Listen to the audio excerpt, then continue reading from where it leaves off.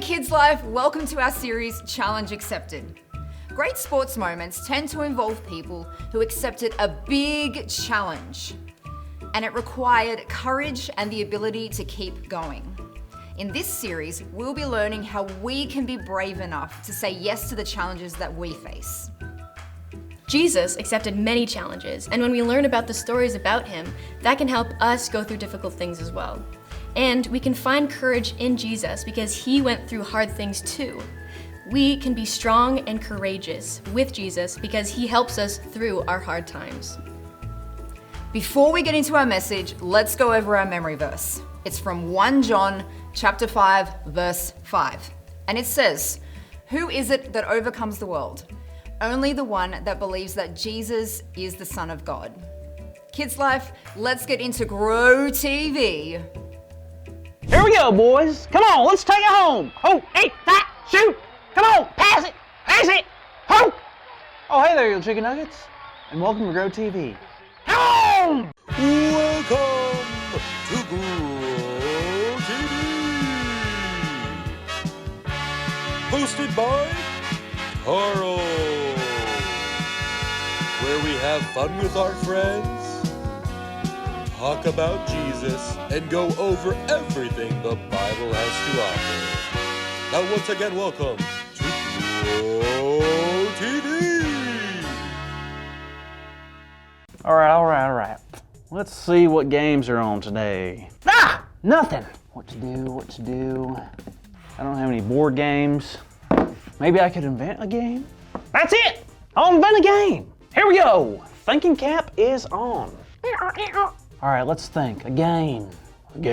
How many people should play? Let's think. 4 teams. No, 2. Can't crowd the area too much. Now let's make them wear funny outfits that make them look big and strong. But tight pants that make them look fast and cool. But we might want to strap a helmet on them so they don't hurt their eyeballs. And instead of on a wood floor like basketball, we can do it on grass. But fake grass so it's pretty year round. Instead of a round ball like every other sport, I'm gonna take a ball and make it kind of like have pointy ends. Kind of like an oval. Then we can throw it around and carry it with our hands. And just to be funny, I will call this game football. Football, that's it! This is great! This will be so much fun! Who knows, it might even take off, become really popular. Yes, let's go play football! Did someone say football? I did. Cool, I love football. Cassie, I don't want to sound condensing. It's condescending. I'm sure it is.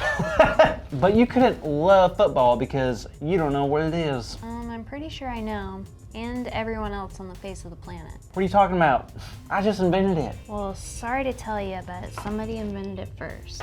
He caught him napping, and now it's nothing but open field ahead. You gotta be kidding me! Football's real? Football exists?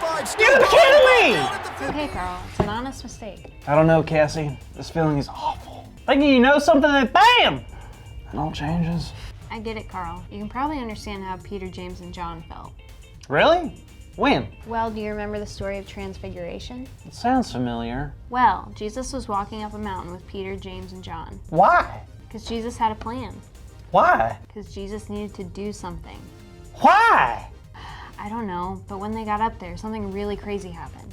Was there a circus? A zoo? A frozen yogurt restaurant? None of those. You see, when Jesus got up there, his clothes became this glimmering bright color. The color of his clothes changed? That's cool, but not crazy. That's not it. Out of nowhere, Elijah and Moses showed up.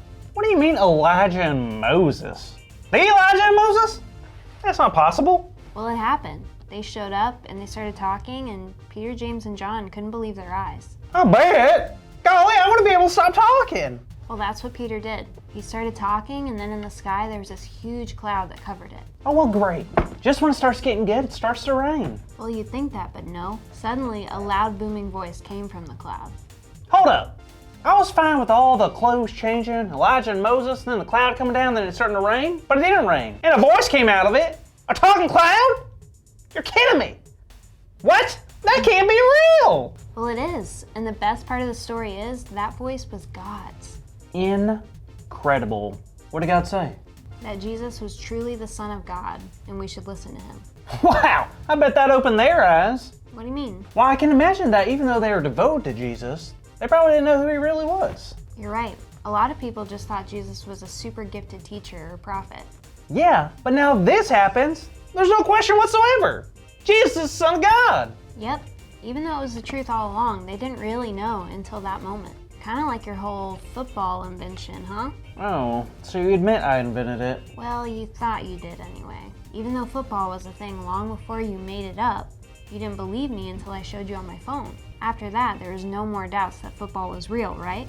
Yep, I guess I need to see it myself to believe it. That's the cool thing about God. Once we know the truth, it's so much easier to follow Jesus. The truth, huh? How do we know how to find the truth? Well, sometimes my parents, and then my friends. I do watch the news sometimes. I also do know a pretty smart raccoon. Well, those are all good. Well, maybe not the raccoon. I'm thankful for people in my life that help me know what to do. But more than anyone in the world, Jesus shows me the truth.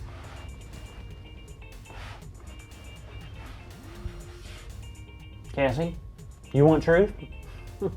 Yes? You did it! That's our big idea. Today's big idea is Jesus shows me the truth. So let's say it out loud on the count of 3. Ready? Ready? 1, 2, 3. Jesus shows me the truth! Yes! Yeah! Jesus shows me the truth, shows her the truth, shows you the truth, and he shows me the truth. Truth, truth, truth. Oh, truth. Well, sorry your football thing didn't work out like you hoped, Carl. No worries. I knew it was too good of an idea. Yeah, I'm sure you'll come up with something better. Wait a minute. I got it.